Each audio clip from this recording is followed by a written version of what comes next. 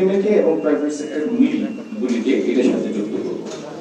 আর আমি যেটা চাই বিটিএম এর কোলাবোরেশন, আপনাদের সক্ষম মিলগুলি 4-5টা সক্ষম মিলকে আমি এক একটা কলেজের সাথে যুক্ত করে দিতে চাই।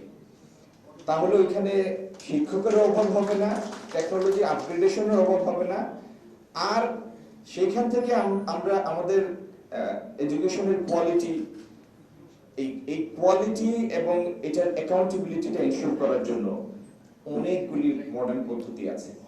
আবার নতুন করে কোনো কিছু আবিষ্কার করার দরকার নেই। What we need to do is just to make sure that the right thing at in right place at the right time. করবো ইনশাআল্লাহ আমরা এটা। এই উদ্দেশ্য নিয়েই শিক্ষক এবং ছাত্রদের এখানে দাওয়াত দিয়েছিলাম, মানে ডেকেছিলাম এই মঞ্চে, যাতে গ্রাউন্ড রিয়েলিটিটা পাবলিক ডোমেইনে আসে, এটা আসা দরকার।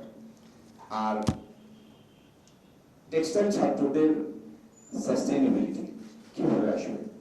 সাস্টেইনেবিলিটির একটা প্রথম শর্ত হলো এই ইন্ডাস্ট্রিকে সাস্টেইনেবল করা। যদি ইন্ডাস্ট্রি ডিক্লাইনিং অর্ডারে থাকে তো চাকরি কিভাবে সাস্টেইনেবল হবে? এই ইন্ডাস্ট্রির এফিসিয়েন্সি বাড়ানো দরকার। এটার জ্বালানি সরবরাহের অপ্রতুলতা জনিত কারণে যে পুরো খাতটা একটা বড় হুমকির সম্মুখীন, সেখান থেকে এটাকে বের করে নিয়ে আসতে হবে।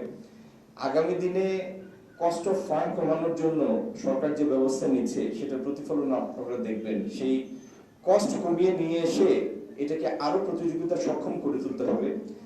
আর ইনভেরিয়েবলি এটার মধ্যে নতুন নতুন প্রোডাক্ট যোগ করতে হবে। ম্যানমেড ফাইবার বলেন, ভ্যালুয়েডেড প্রোডাক্ট বলেন, সেখানে ওর সক্ষমতা এবং ভ্যালু চেইনের মধ্যেও আমাদের এই ইন্ডাস্ট্রির একটা আপগ্রেডেশন দরকার।